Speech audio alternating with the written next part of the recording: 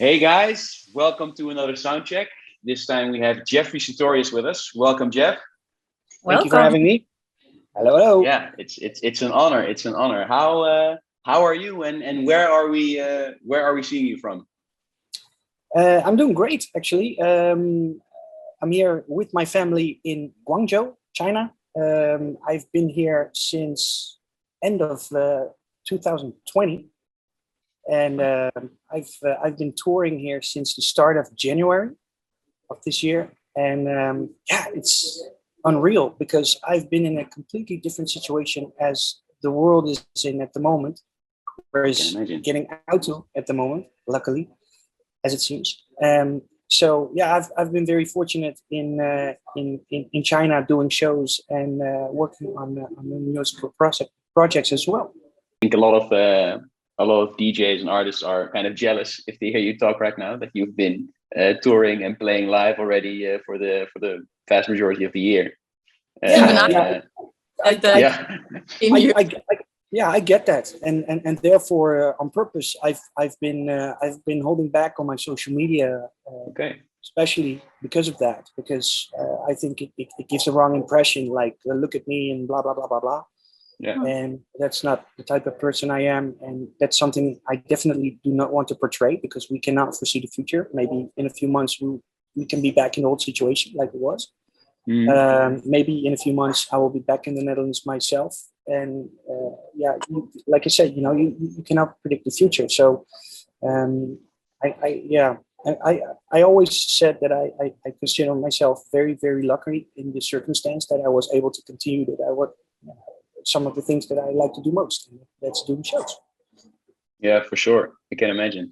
And when it comes to the shows and everything, that's basically where a lot of people get their inspiration. So during these uninspiring times for a lot of people, I guess you've been able to keep up with the inspiration, or still because of the world being in such a messy place, if that makes sense. Yeah, no, are you affected by that a little bit? 100%. When I got out of the Netherlands at that time, I was doing daily streams. I made 250. So I stopped touring in the end of March 2020, and almost within the time frame of a month, a couple of weeks, I started with a daily show. First few streams on Instagram, and quickly I built that out to YouTube, Facebook, and Twitch and whatnot. And I made 250 episodes of those. And in those episodes, it was fantastic to support a lot of new producers, a lot of different variety of music. Also kicking it a little bit old school sometimes by I saw that. taking out the turntables and doing some vinyl shows. But at the same time, I definitely felt a lacking in real contact and emotion with people that give a feedback on the music that you're playing. So that could be my music. I was making new music at that time as well. That can be other people's music. And then the only feedback you get is like a timeline that goes down. And that is such an unreal type of experience. And yeah, I've said it in a couple of interviews that also with the whole industry basically forced to do live streams, I saw a lot of bad acting of like portraying that you're so happy and that you're feeling the music while you're just dancing in front of the camera. It's not what it is. So when I got the opportunity to go here to China, and especially the first couple of shows where you get that feedback also on new music that people don't know. Yeah. It's a very intense experience. And like you said, that is so important. That feedback is so important if you're on the right track, if your music is going to work eventually, yes or no. And I can honestly say it's doing well here, even for the Chinese people that usually are a little bit more behind when it comes to the electronic dance music scene. And now on top of that, brand new music from my end that nobody has heard before that I just squeeze into some of the sets. And yeah, the reaction on that has been yeah, a little bit awkward almost, because I've been to China before. I've been coming here since 2010, and I saw people just going completely bonkers, and I was like, is this something I just want to see, or is this actually happening? You know what I mean? Yeah. No, I can imagine. It can be quite overwhelming after such a long time of, Yeah. And no I think this is for a lot of artists now at hand. I think a lot of artists, when they're doing their shows now, or the first couple of freshly booked shows, this is something that kind of grabs you by the throat, like, oh, I missed this so much, you only you really feel what you missed when you can do it again, So yeah. Yeah, no, for sure. Can you maybe take us back to the beginning? Where did it all start, your career? It's a long time ago. I'm not from yesterday. I will try to keep it in short a little bit. I started as a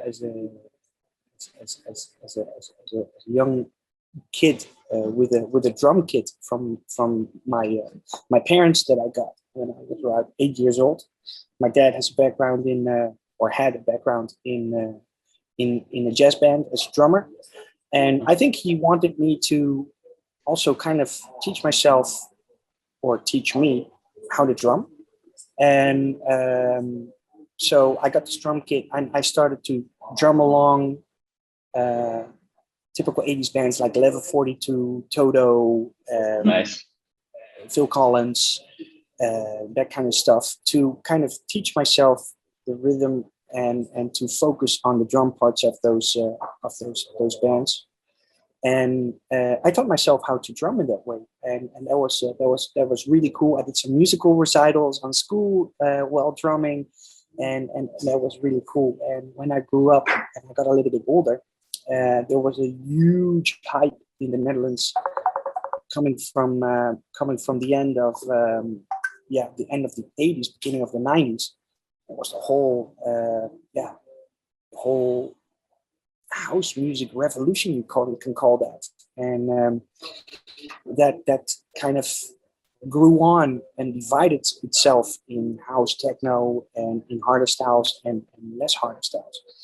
And the harder styles, when I grew up, especially in the Netherlands, were very, very popular. At the time, around 25% of the youth culture felt connected to that harder style of music, basically called hardcore techno. That's how I grew up when I was in high school. That was a huge movement. My sister, she's a couple of years older than I am. She was a party dancer at the time in one of the clubs that we lived, and also at some raves she was dancing. And when she went there, she brought me flyers and posters, and some of them, they were signed by DJs. Oh, this is really cool. Who is Dark Raven, for instance? And I had this coaster where you put your beer on. On the other side, it was signed, greetings from the Dark Raven, that kind of stuff. And also because of my sister, I got a little bit influenced with that harder style of music. Started listening to it. Obviously, my friends did as well. The rave scene became more and more influent in that area where I grew up. And I started sneaky way going to parties. I was not allowed yet, but I went to parties with some of my friends. Even on a Sunday, that was a time that it was very normal to go to a party on Sunday, 1 o'clock to 7. Nice. I have no idea what I was doing there as a 15-year-old. And when I went to specifically one club, there was a DJ celebrating his birthday. All the DJs were there, and he was playing. And I just found myself behind the plexiglass the whole night. I was just all day. I was just watching what he was doing. I was just really, really mesmerized by what he was doing. And I'm kind of a straightforward guy sometimes. So I just went over the plexiglass and I was shouting, "Hey, I'm just standing here watching you. Can I just go, where you are, and I can look from your end?" And he was like, probably drunk or something, I don't know. But he was like, I don't know. So I hopped under the DJ booth And he let me in, and I was literally watching him from a bar stool the whole rest of the show, that what he was doing, playing with the faders and playing with vinyl. It was a final type of play. And I was like, wow. And I saw the people reacting to what he was doing and the selections that he was making on the show. And at that time, there was still a cassette tape area. So usually the DJs, they recorded their sets and they sold those tapes while DJing. And I got a hand of some of those tapes also because of the thanks of my sister. So those tapes I played at home, and I lived near the bigger city in the Netherlands called Eindhoven. And that had a very nice record shop. And on my bike, I hopped to that record shop, bought a few records, which were comparable to that harder style. And I tried to mix that along with a turntable from a friend, alongside the tape deck recorder that I had. And that is how I try to, make my own mixes, because I didn't have turntables at the time, just one. And I found it a fantastic thing to do. So that was in the CD area. So now we landed in the CD area. Yeah. Full timeline. We have cassette tape, we have vinyl, we have CDs. Yeah. I come through it all almost. Yeah, and at that time, some of my friends, they were giving school parties, or they had birthdays, and then also they invited me to come and play. It was a fantastic time.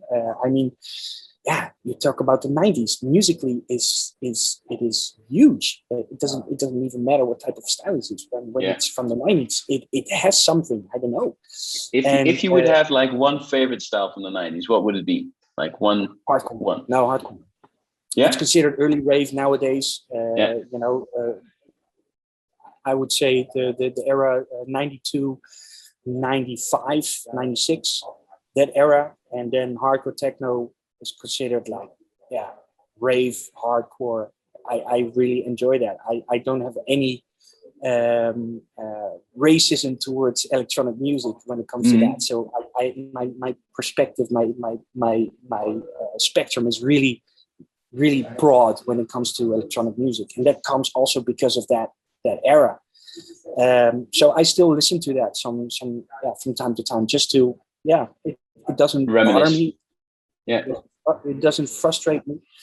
So I was doing some school parties at the time, and eventually also in 1995 there was a local mixing championship, and that was literally this big a flyer on paper, black and white, with a telephone number on it.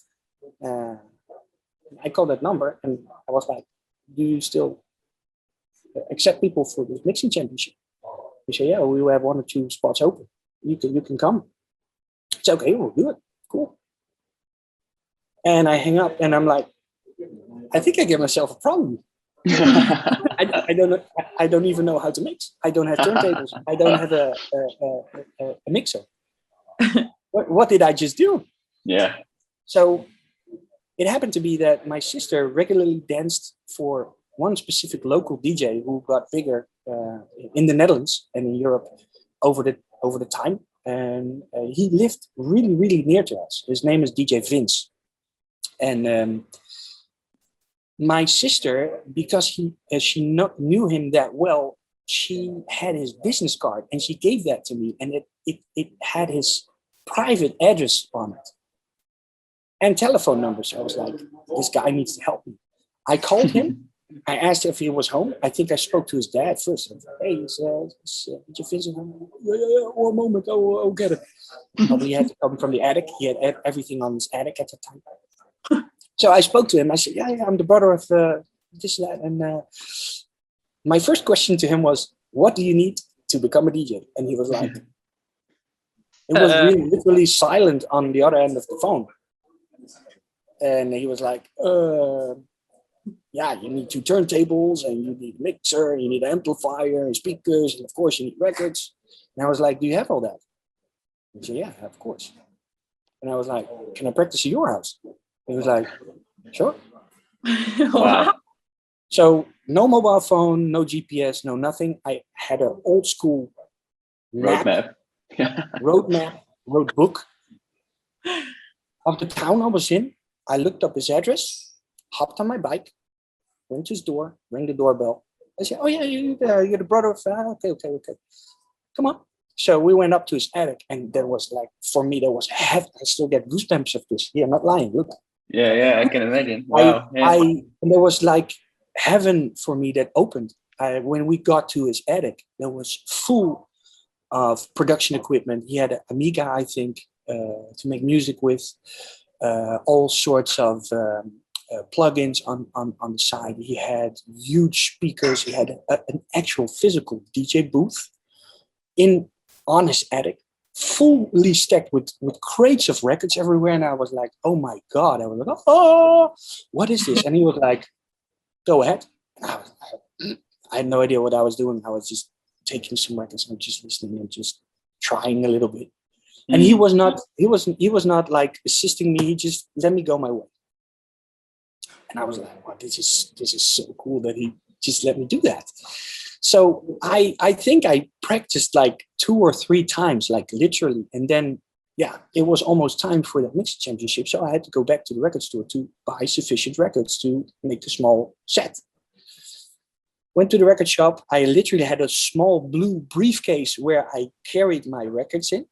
I got that from a friend, a blue plastic, it's called an attaché cover almost. Yeah. It's literally a briefcase, a blue plastic briefcase with my records in it. And I hopped on my bike when it was time to go to that mixing championship in an actual club. And my mom drove there later. She was on the bar watching. And without any experience, I made it to the semi-final on that mixing championship. Wow. And that was fantastic. I was like, that was for me really the first time that I could play music really loud from a DJ booth without having a mom shouting, "Put the sound down! Put the sound down!" Everybody knows the struggle. Everybody can relate to that kind of problem. Anyway, so that was fantastic.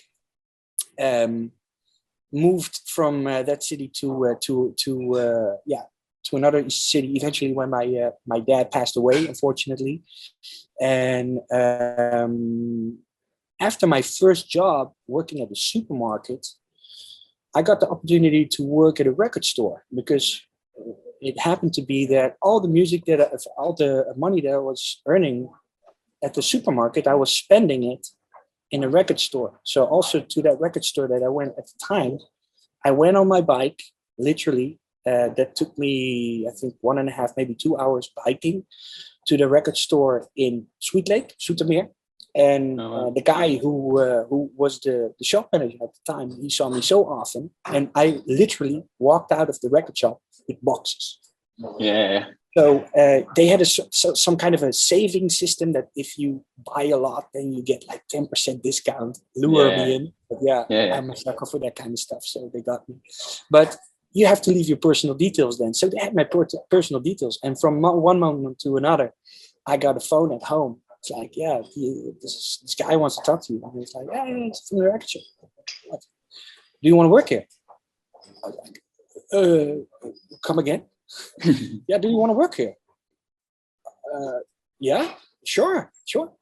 So I quit my job at the supermarket, started working at the record shop. And this record shop became super influential because it was at the time a unique combination of a physical record shop, selling a lot of vinyl, a lot of vinyl. And I'm talking in the days where you had the first releases of State of Trance, the first of Juna Beats, the Chester releases that went classics. through the classics. For now, that was new music at the time.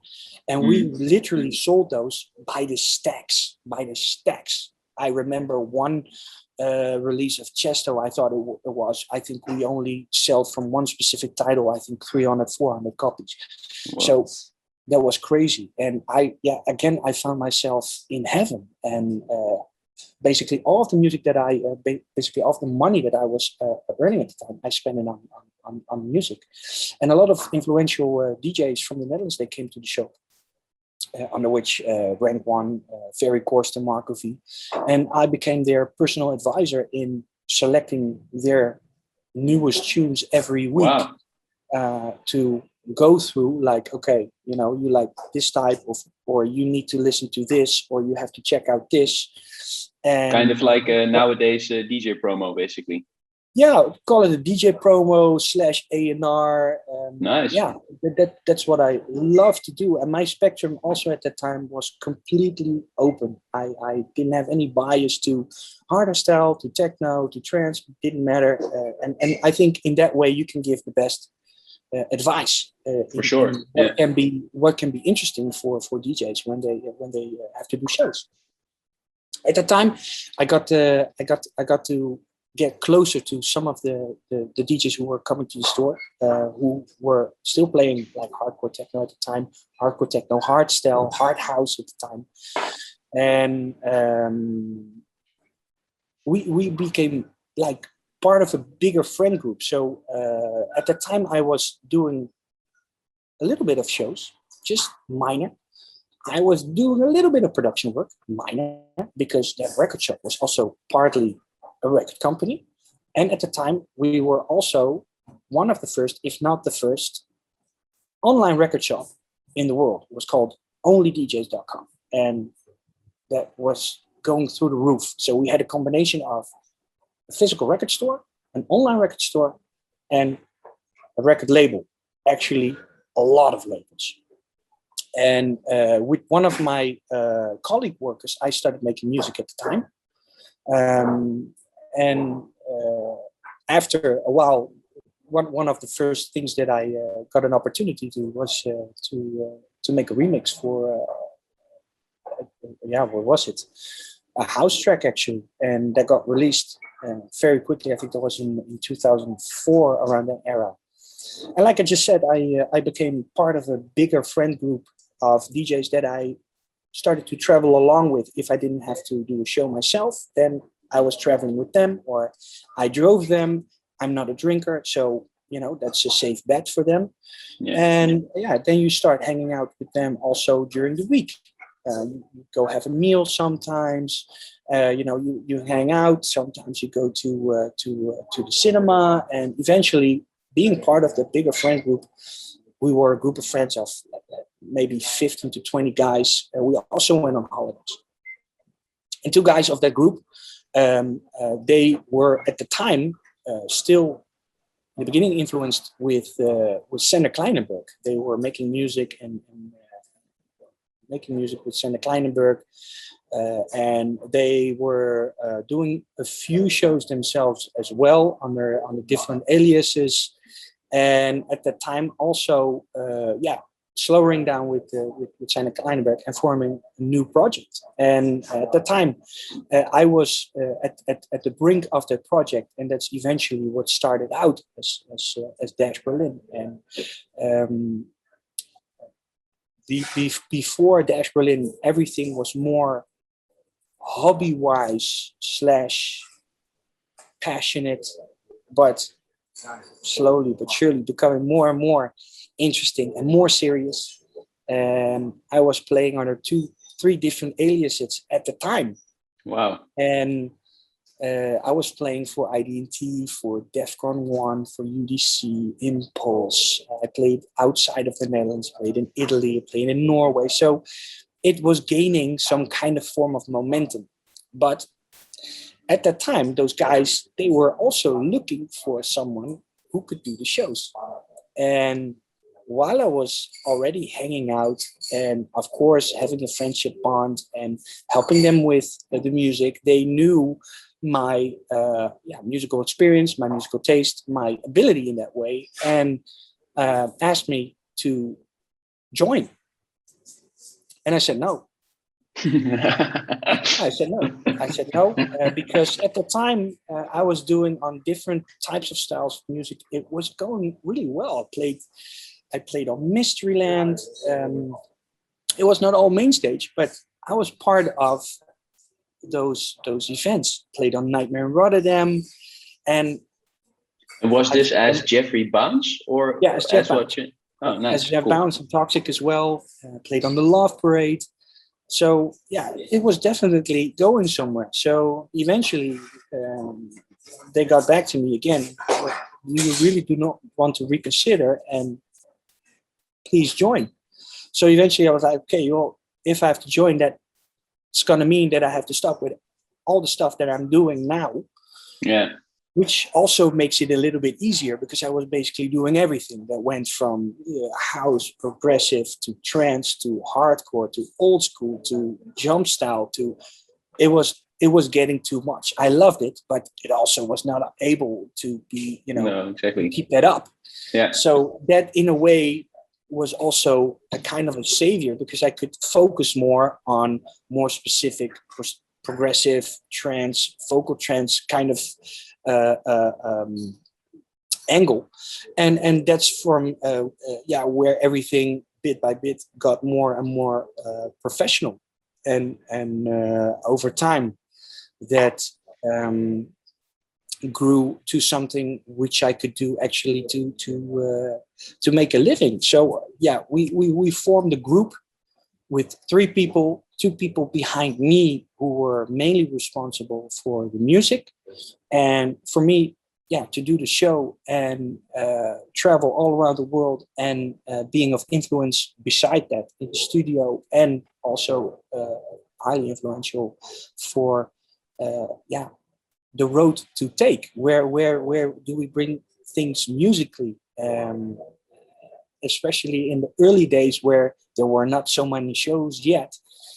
I remember vividly that my girlfriend at the time, she got a blockhead from me spending so much time in the studio until very, very late, helping these guys out with finding new music. That takes a lot of time, and going through that and pick out the right music for the shows, and that was a very crazy, awkward, but also how would you phrase that? It was a uncertain period, because you didn't know where things were going at the time. Especially when we had the first couple of releases, people were like, "What is this? We don't really know what this is. How do we have to?" People they gave me a lot of shit for that. Actually, online they were like, we don't think this is really related to trance. We think it's cheese, not for us. And over time, that stigma went away, and people actually started to point it out more as like, oh yeah, well, actually at the time maybe that was something unique. And still to the day of today, I think when people look to something as classic as that, they see the value now. They see the potential. So I had to deal with that at the time. I dealt with that at the time. It wasn't easy, I have to tell you honestly. But we went through it, and it was I think around 2000. Was it 2012, 2013, when I landed out of nowhere on, I think it was the number 15 spot in the DJ Mag. And then it was like, okay. Something's going on. Something, whoa, okay, because this was the second highest entry out of nowhere in the DJ Mag ever. Yeah. But still, higher than Martin Garrix, higher than Armin and Chesto. So there was something going on. I don't know what it was, but that's just what happened. I was catapulted into, not knowing what to expect anymore. And from that moment on, it was just, a roller coaster, man. I mean, I have to be honest, like, it's a roller coaster. And it had fantastic, definitely, until the point of mid 2018, where I was forced to stop because of a burnout, and I had to stop touring for the better part of half a year, because I just wore myself out. I guess I liked it so much that I just forgot everything in between, and that is something which is actually a huge debate in the whole artistry industry, DJ producer industry, about like physical, mental health and that kind of stuff. And also because of Tim Avicii, it's something that people, and also because of Robert Harwell, it's something that people luckily are able to talk about more nowadays, and that is so important. So important. Yeah, it's become more on top of the agenda, if that makes sense, as of late. Whereas like a few years ago, it was like, okay, especially when you had the big EDM boom, if that makes sense, around 2012, 2013, when it really became mainstream. You saw that like touring just went up like exponentially, and I think that's what not necessarily hurt, but it influenced a lot of DJs to say like, okay, we just need to keep going because this is what I've always wanted. So we need to keep going.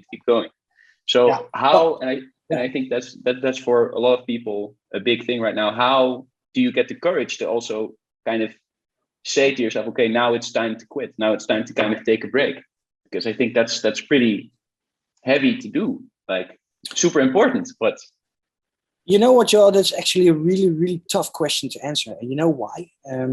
This is because everybody is different. That's the easiest way to put it.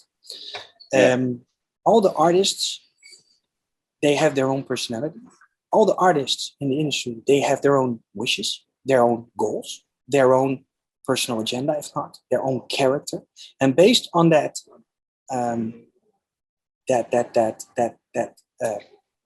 mixture of those things, it will give you a certain sign of where you are burning out. So for one artist, that's going to be on the mental aspect. Other artists are going to be on the physical aspect. The other person is going to be in the creative aspect.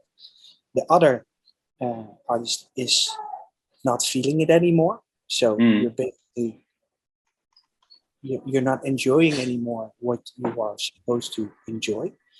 So that's why it's very difficult to point out what specifically it is, because for everybody it's different. At the time now, I'm in a still growing WhatsApp group with a lot of artists from the industry. A lot of people know, and we talk about this because it's very, very important to talk about. Because that was the first thing. At first, it was not something that people really talked about, and very now taboo, actually. Open. Yeah. Sorry. Very taboo, actually. Like it was a little bit of taboo, and now it's more in the open, and because of it's in the open, like I just explained a little bit, you can fine tune of where the problems are, and if you're part of a certain structure or a certain goal you want to reach, then you can find a possibility of on the road where you want to or continue your career or want to grow in your career, knowing where the pitfalls are. And like I said, third time, this is for everybody different.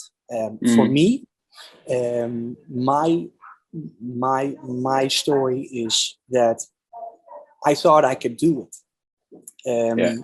I wanted to be more influential in the music process, so I was pushing myself mentally to go more towards the production process and being more of importance in the productions. I tried to really, really force myself and make myself enthusiastic for that, even at moments where I maybe didn't even have the energy for it at all. But that was something I wanted to do besides the shows, and also having an extra connection with people with even more that I can be of influence with when it comes to the music. Yeah.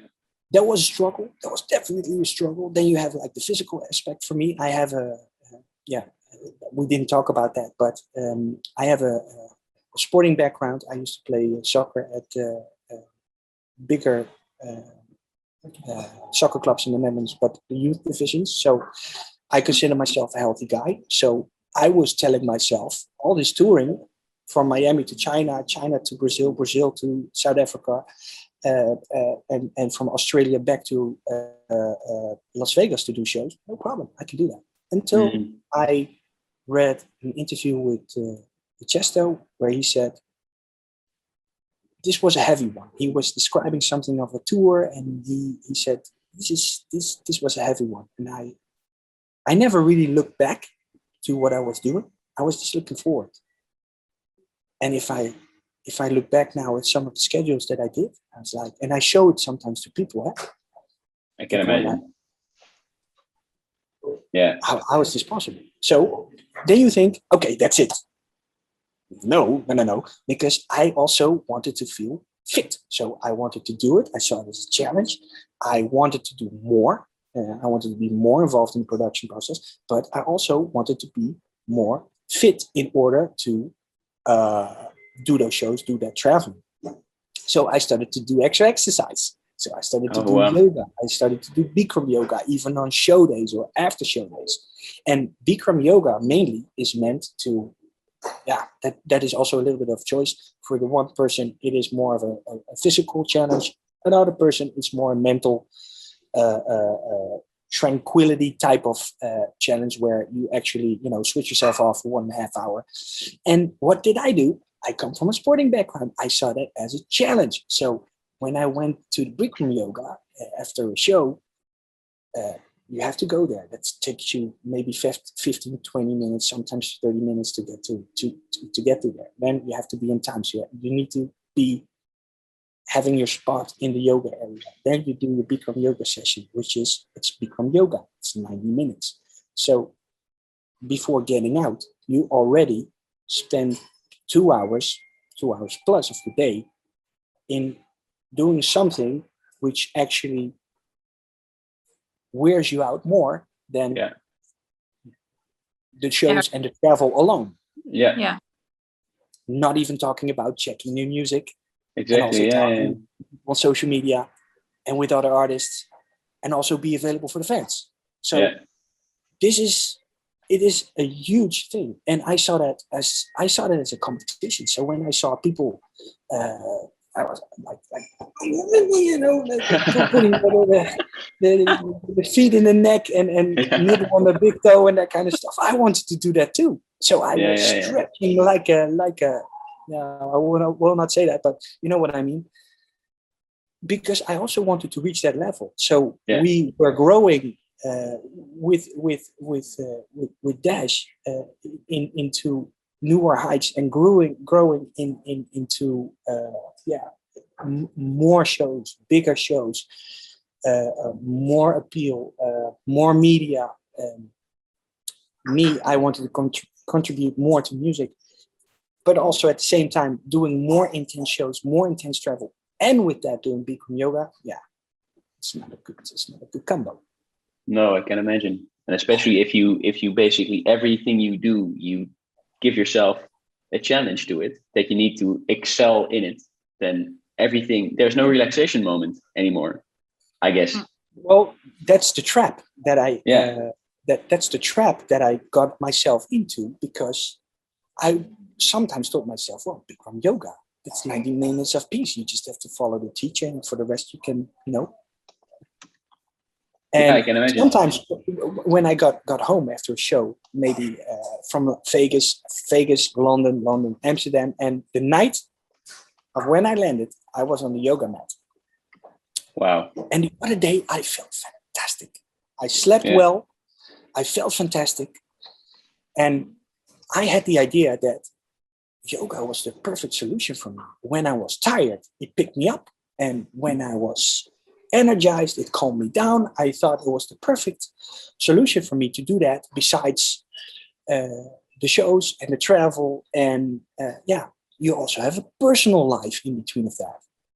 No, you don't, because you don't have time for that anymore. So that's what I meant with, different things that people find important. It's not that I didn't find my family not important, but I could not do that also with it. No. So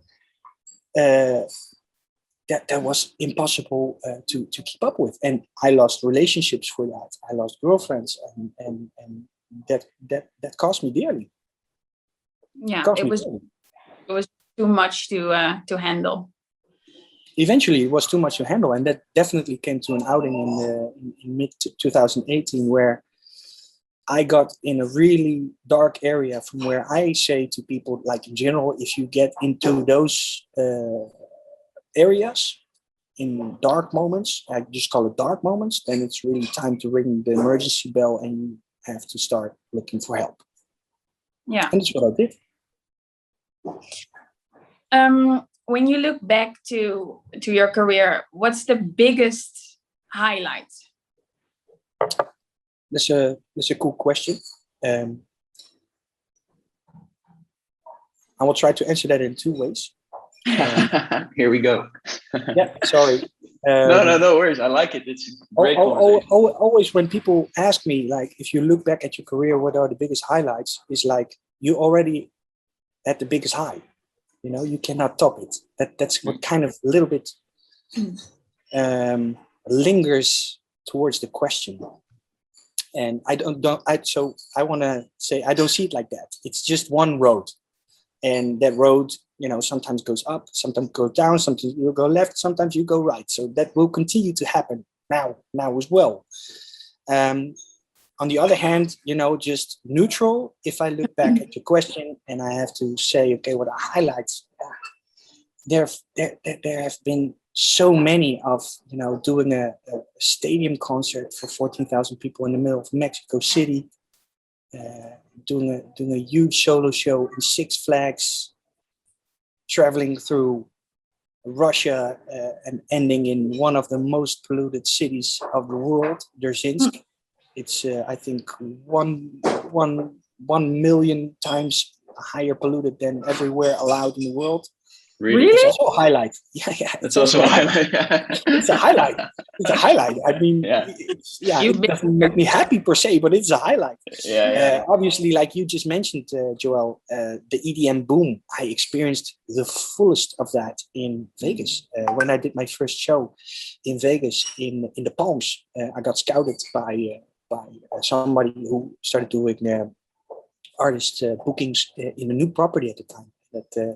That was at that time the newest hotel on the Strip, the Cosmopolitan Hotel, and they made a club in that. It's called Marquee, and I have been DJing there ever since. Also as Jeffrey Sutorius, and that has been fantastic. That witness of the EDM boom, that's something you would never really expect, because electronic dance music really didn't got a foothold in America, and I experienced it in a period where it actually did. So that was fantastic, and it grew, and it became a stable factor for a lot of artists, a lot of DJs, a lot of producers, and it's still going on. So that's fantastic. Chesto and I were the longest running non-American resident DJs in Vegas. That's still of today. Highlight. There we go. Yeah. Highlight is I always think of Argentina. Oh yeah, I can imagine. I did an 8-hour show, 7-8 hour show straight for like 8,000 to 10,000 people who stayed to the end. South Africa, which has a fantastic culture. People there, they also love electronic music, so I really always enjoy to go there. But it goes very, very, very slowly. Here in China, I've been coming here since 2010.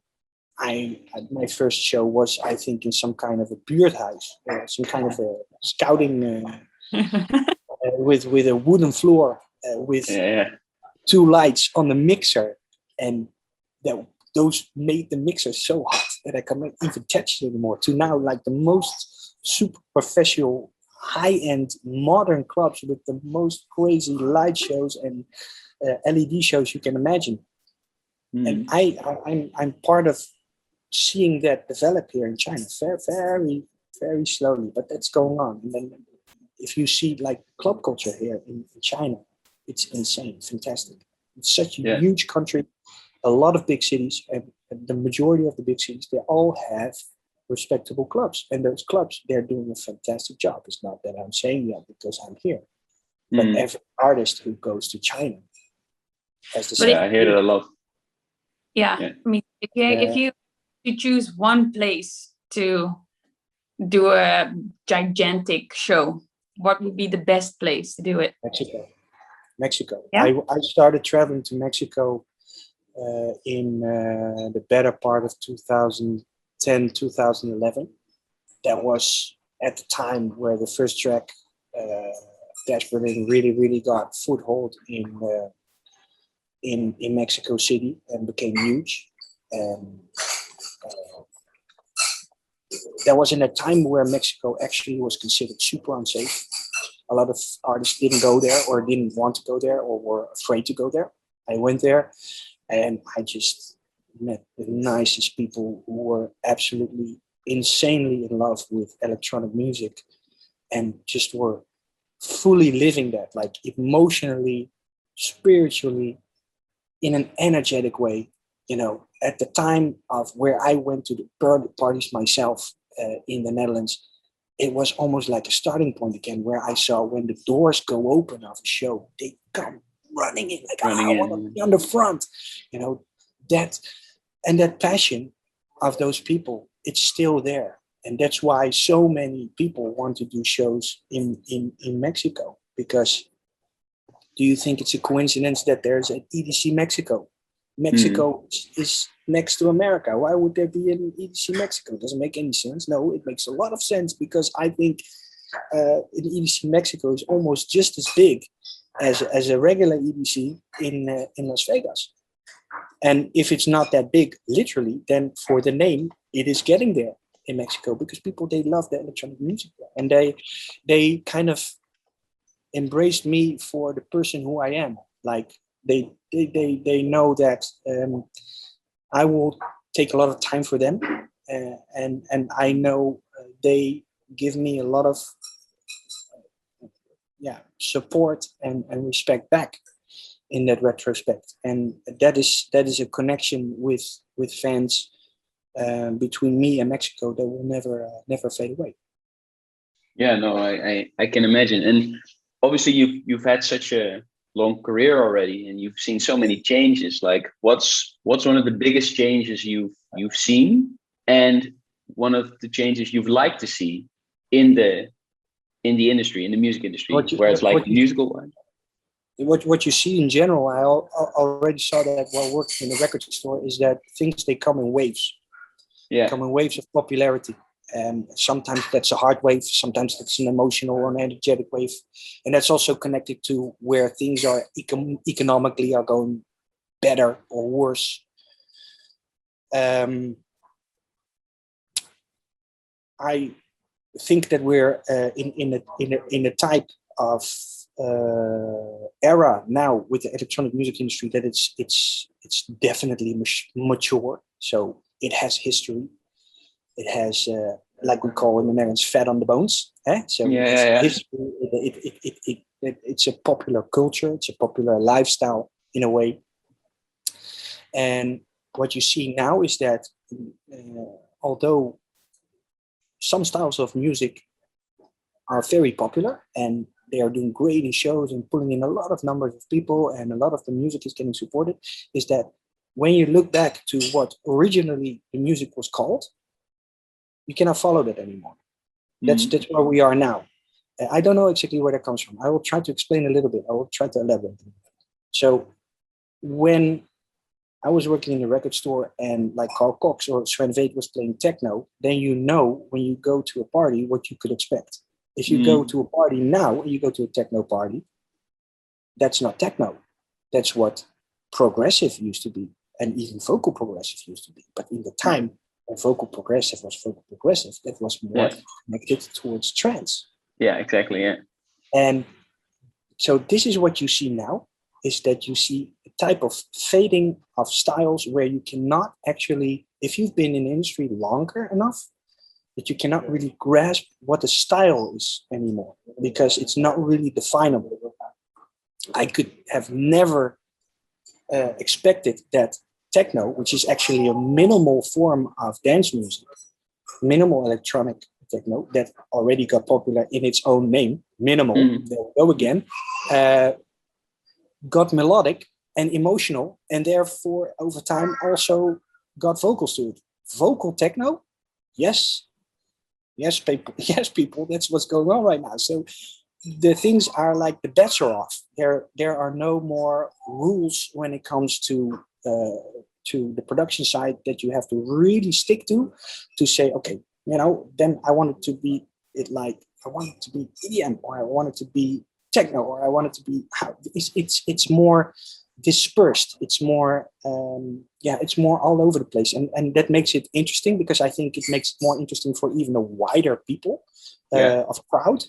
And for the other hand, it's a little bit more difficult, because if you have differentiation in music, it's easier for people to follow to what they really like. And at the same time, it's a danger, because when you have a niche, it's ready to die out eventually, sooner or later, because it can only live with popularity, and the popularity stands by hype, and hypes go up and they go down. So I don't know if this whole story makes a lot of sense as I explained it in my head. It makes all sense, but I don't know if I'm explaining it right. That for you guys, it's also I completely follow you. But maybe with extra subtitles, I don't know, in all types of languages, it's able to follow. But this is a unique situation in the industry right now, as which still the backbone of the industry. So then I mean the Armins, the Chestos, the Carl Coxes, the Sven Vates, all the big guys, besides all the new talent, they're still influential. They're still running the game. Exactly, They're still doing their thing. They're still pushing.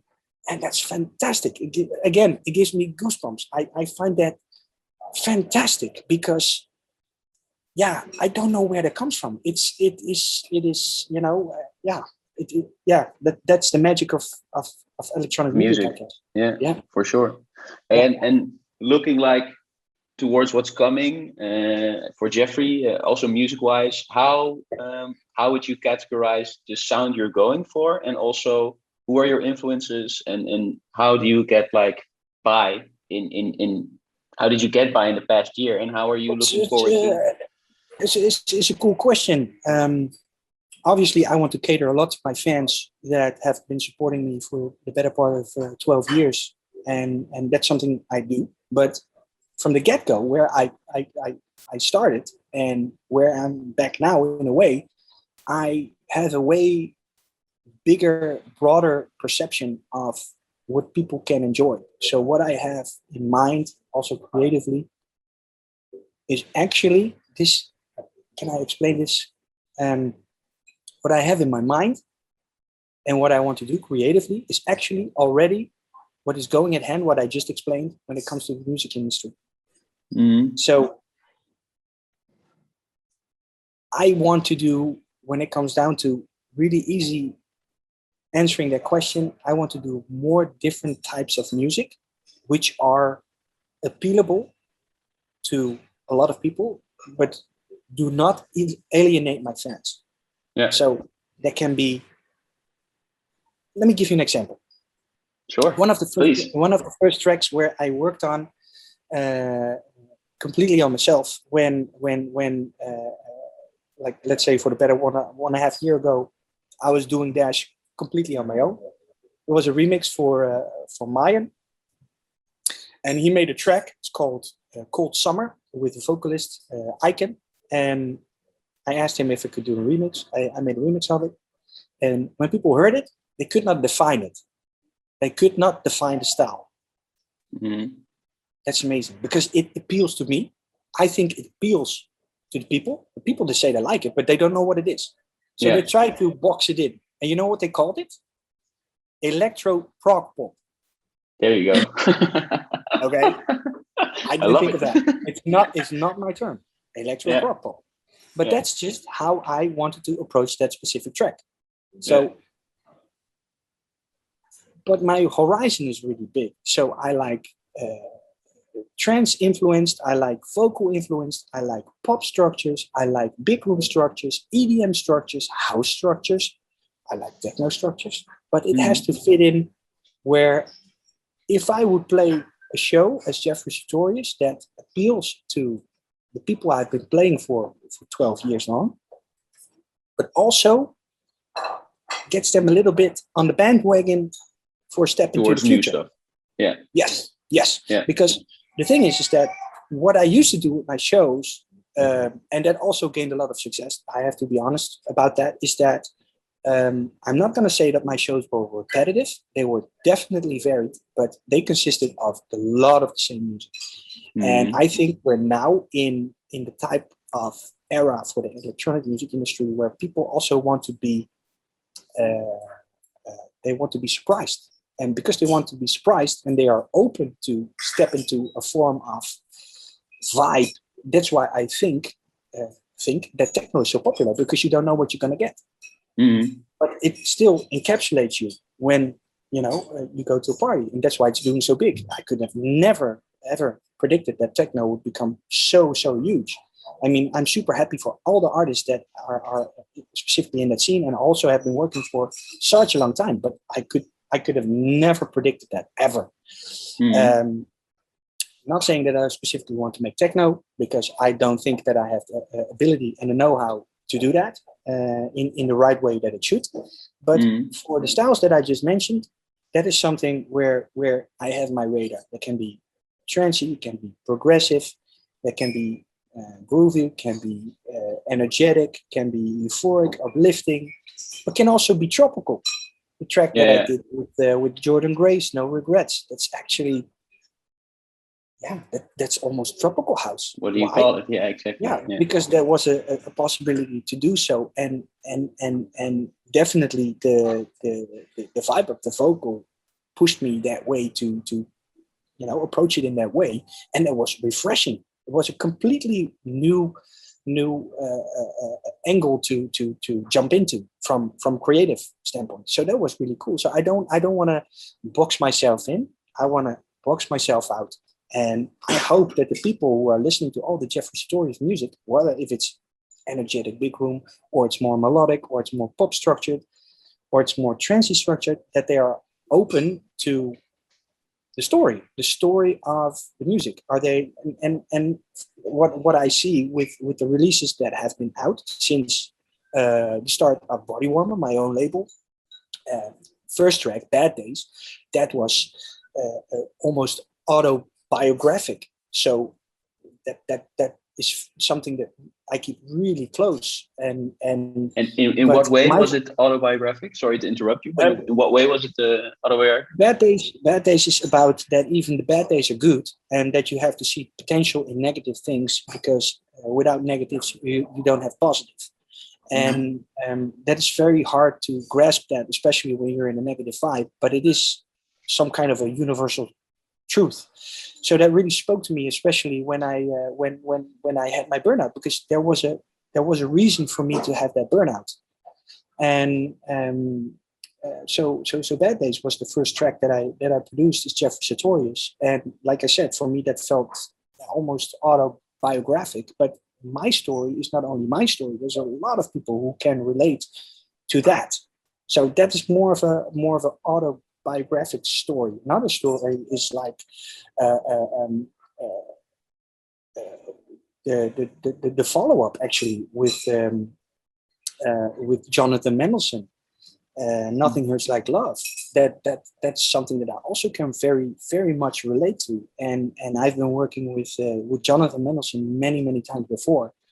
And I don't know why, but sometimes what he does that kind of touches my heart. And I think that also, if you look back to where I come from, is that Jonathan Mendelsohn definitely made his mark in my career as a vocalist for that man. So I got the opportunity to work with him in that, and for me that made the circle round again in a way. So that was also a unique point. And if you listen to those tracks in terms of not per se creativity, but more in terms of where I was creatively at the point, and you see where I am now, you can see that there's definitely a growing from there to now. So that is, you can see that also for me, things are, still evolving. A lot of stuff in life is a learning curve, and you need to give some things time to ripen. And when you look for instance, a track on Revealed with Crimson, that is yeah. And actually, that track is doing fantastic here in China, which is funny. Oh, really? The majority of people here in China do not even know what it says because they they don't speak English. So therefore, I double think it's really, really good. For sure. But yeah, that is almost like a wink to an older style, more on a pop structure based, but still very danceable, but on a very different type of vibe as Bad Days or as Nothing Hurts Like Love. And if you look at the remix that recently got released for Blaster Jacks, that's really emotional, but that's more like roaring and more big room, on the moment where it really needs to hit hard. It really hits hard, but still has that feel. You can already see, if you look a little bit back at the minor discography that Jeffrey Sutorius has built up since, now, that there is a lot of different styles that kind of move around there, And I have a question. Yeah, drop it. What someone would call you, like you called DJ Vince way back, and would ask you how to become a DJ? What would be your biggest tip? Nowadays, this is also funny because I could also see that switch in where I eventually grew into the scene to the point where I am now. Make music. Now you have to make music to gain yourself a form of spotlight, gain momentum if you can create good music, or you can create a certain amount of people if you collaborate. And because of that can be your first steps in DJing. Where I come from, that was considered more of an art form where you really had to practice in order to DJ, in order to beat match, and that's nowadays with nowadays technology, that's not so important anymore. So now I think people are more focused on making music, and then after that, I think a little bit more showmanship. In some ways, I see that as, in some way, if that's not you, I see it as bad acting. So it's really important for people to closely look to themselves. What am I? What do I want? So if you want a DJ, what is important as a DJ? It used to be able to beat match and to make to really DJ music. Yeah. Now that is, you need to have appeal with your music, because that's when your music gets played out and gets attention. And that's when people want to see you. So I would definitely advise people to make music. And nowadays, obviously, that's not so hard anymore as the era where I come from, where you have to build a studio of 150,000 euro all acoustically to create new music and to get it all from analog instruments.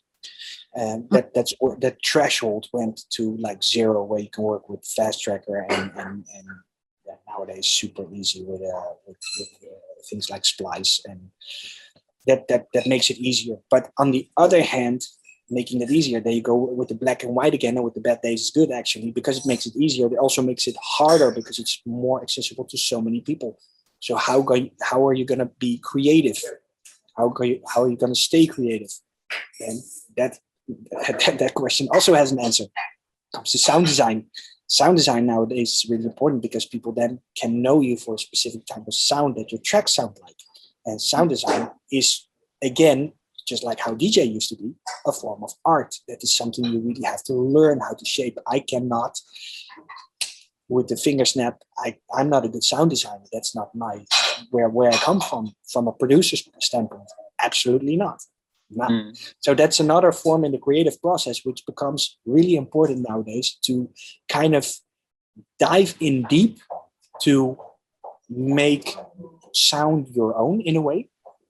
And that makes it so hard because there's so many people who still want to do that, because the whole DJ and producer industry had so much appeal that it's so nice and it's all girls and sex and whatever, and which is also not, because that's what we talked about. It also has a whole different perspective. But when it has that certain appeal, that is what people want to see. You know, just like people say, oh, I want to be a professional soccer player when I grow up, or I want to be a fireman, or I want to be a lawyer, or I want to be a doctor. That's what you see. That's where you go. That's what you want to do. And you don't see the negative aspects and if it's actually really for you. And that's a really almost psychological, deep, hard question to answer, because when you want to do something you really like, do you already know if you're really good at it?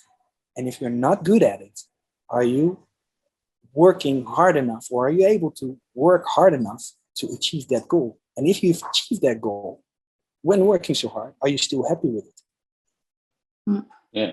Long question. Sorry, short question, long answer again. A little bit of a difficult one maybe to follow, but I hope you catch my drift. Yeah, for sure. Yeah. So and what would your advice be to, because you've gone through a few sound changes, if that makes sense, and what would you advise people starting out or who've been in the game for a very long time to find their sound? Because as an A&R, the question I get the most from a lot of producers in the last year and a half is like, okay, how do I change my sound, but also find the right sound that fits to the audience, like you mentioned a few times? You know what my answer would be? Give yourself room to fail. Okay. If you give yourself room to fail, you can kind of rebuild yourself from something that you didn't reach yet, because you didn't get that feedback from the A&R, like, oh wow, this is really cool. So you have to accept, and that's for a lot of people also very hard, very confronting, that you're not at a level yet. You have to grow. You have to fail before you can shine. Yeah, for sure. No, that makes sense. It makes sense. I think a lot of people, if I understand you correctly, like a lot of people are afraid of the failure, basically, to really kind of see what they can achieve. I get that, because also sometimes, like we just talked about, the creative process is also a very emotional process. So if you're really more emotionally involved and attached to something that you're making, and some A&R said, like, what the freak is this shit? You know, I cannot do anything with this. Just like whatever, or it feels like that can be highly demotivating. And that's where you have to find the spirit and the strength to say, okay, it's not personal. I'm not there yet. Yeah. The industry as something different from me. People are not gonna explain to me how I do it. I have to look for the answers myself. Go on YouTube, go on Google, go search, go ask. What did I do? I asked the guy on the phone, can I practice at your attic? Because I didn't have that equipment. If I wouldn't have done that, probably very, very, very, forward. Later in life, I guess. Later in life, we wouldn't have this conversation. So sometimes it's because of very simple, minor things get attached to, and you get to a next phase in life. And I think for a lot of people, especially now behind their laptops and computers, dealing with that is very hard. And why is that? Because we're not that social anymore. Not really. I mean, what is social media? Is that social media? Is that saying happy birthday on WhatsApp or an email, or sending somebody a birthday card, or is that actually talking to somebody and explaining, like, you're not there yet?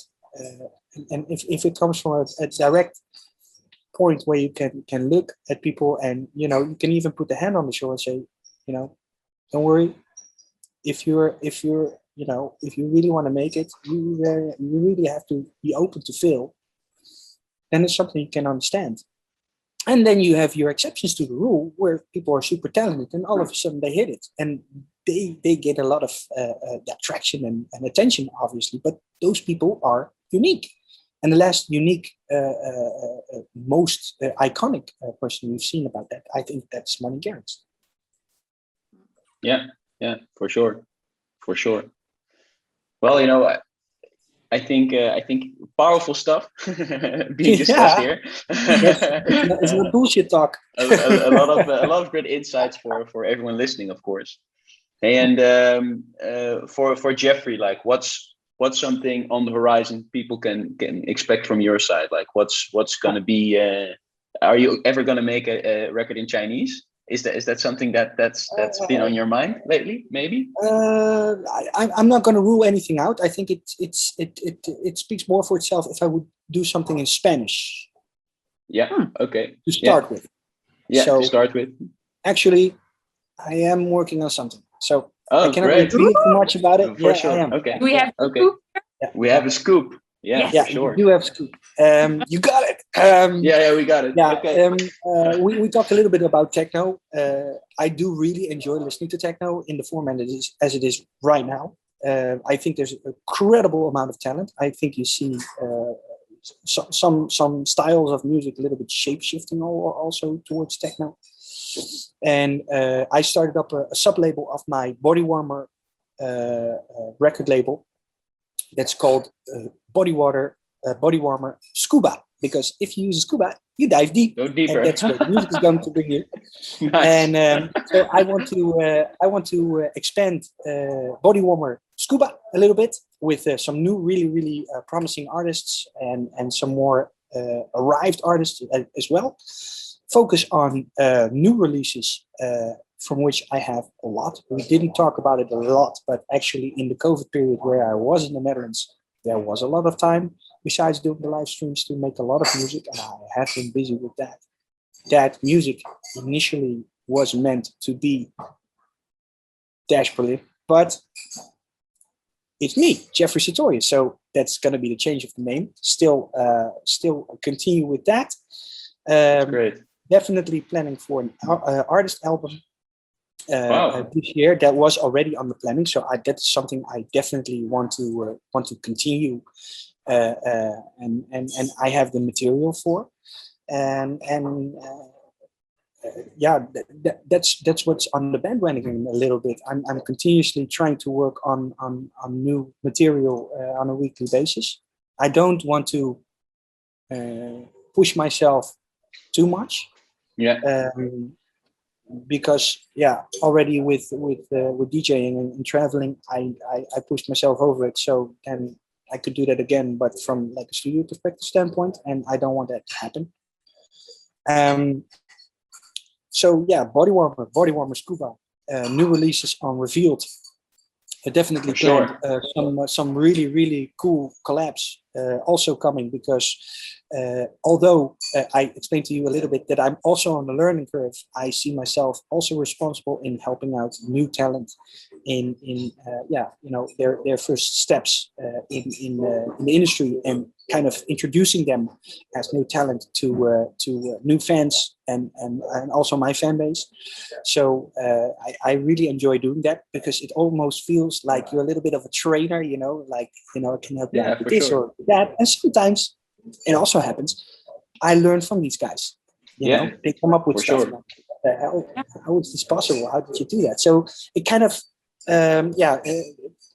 makes each other stronger, and I think that's very important when you do a collab. I mean, collabs, you know what I'm going to say, and you know this is true at the time right now. A lot of people say, like, when they want to find more exposure for their music, they're going to go to whatever DJ and they say, hey, you want to collab? I got this track. So how is that collab then? There's no exactly, collab. Yeah. Saying, do you want my music to use with your name, and then we put it on your label, and then we're going to release it? There's no collab. Yeah. I like a collab where you both have creative influences to eventually where the track leads to. And sometimes you come up with a melody line, or somebody comes with a super cool vocal, and somebody arranges arrangement completely from A to Z. Somebody comes with a completely different beat structure. Another person comes with a crazy sub sound that they want to use. That's collabing. And that's where you can learn from each other. And actually, it's almost like a social experience, because not everybody's the same. So you actually get to know people. So that's why it's called collabing, working together. So people who are watching, if you collab, go collab. Don't just say, okay, do you want to use my music? And I will finish a whole track and you can use it. It's not collabing. It's not collabing. So, but like I said, I do want to use my platform to be a step up of new talent and some of the arrived talent already, because I also see potential in the industry of a lot of new young producers, which are they're ready to roll, and from that phase, and it's so interesting because we talked about it a little bit. From that phase, it goes to the new phase, and the new phase would be like doing shows, and then. It's what's the difference between artists now if it's a cool show and you're a new DJ? What is the difference? I think we're in the industry right now where there is an openness for a form of management / talent scouting to see where people make the difference when they do the shows. And when you mean like the difference, what does the difference mean in your eyes? Like, is it real? Is it real? I think realness will always survive. If you're just acting like a clown and you're not a clown, then eventually it's going to break up with you. Exactly. Yeah. You know, DJs are not made to make backflips over the stages. I think we, as DJs, we have a responsibility in order to give the people what they want. From the producer side of things, from the producer perspective, you want to influence that with what you are making creatively. That has to fit. And then also the show has to work. And that definition of what the show will eventually out, I think there's an openness in the industry right now that has to be researched to see where new and emerging talents are making the difference with their shows. You know, what makes a new DJ talent then a little bit better than another, and also compared with the music they have and that they're making. That's a new part of the industry, because you see that there's a lot of label support for new producers, and there's a lot of labels to kind of facilitate, and obviously you have managements or booking agencies that have to sign new artists. How are they going to know that it's the right artists that they're going to sign? So it is a little bit on the booking industry side of things, I would say, but it is really important. And is it important what you look like? Is it important how you act? Is it important of what kind of background you have, or how you grew up? There's so many questions there that you can ask that can be fitting for a specific type of show almost. And that has to kind of connect with the music. And I think what people have seen for my persona over 12 years is that it's me. I'm not playing a role. I'm not portraying to be someone who I'm not. I'm not the super producer, because we have said from day one that we're a group. So that if you dive a little bit deeper and you look a little bit farther, people would have known. So, but I always gave the people, and I still give the people, all the respect back for supporting something which I really like, and that is doing shows and presenting music, sometimes known music, sometimes unknown music, to them, which fuels them with a certain emotion that gets back to me, and that fuels me with emotion again. So that is almost like some kind of I wouldn't call it a social experiment, but I do think that if you look at the event industry, it is highly underrated in form of how important it is to meet new people. Networking. Networking is so important, and the electronic dance music industry has such a huge importance, such a huge role in that. And I think that's fantastic. And that's why I also think it's fantastic that there's DJs, because they are connecting those people, but they're also connecting themselves to those people, and those people also to DJs. So that is a circle in a way that goes round. And I think that's fantastic to be a part of. And for me, that feels something really as organic. Yeah, for sure. Yeah. Wow. Again, like super interesting and powerful stuff. We're approaching the 1.5 hour mark, which I felt was like 10 minutes. There's so many things I'd like to ask, and I think we'd like to discuss, but I think 1.5 hour is enough of everyone's time. I'm getting hungry. Yeah, I can imagine. Well, then, guys, this is a great note to end the sound check. Then, Jeff, thank you very much for taking the time with us. Thank you. And I think everyone's super excited to see more and hear more from Body Warmer, but also from Jeffrey Sutorius releases on Revealed or on different labels. So we're super excited, and thanks again so much for being part of this. My pleasure. Thanks for having me. Stay safe, and we'll see you soon. You too, guys. Bye-bye. Bye-bye.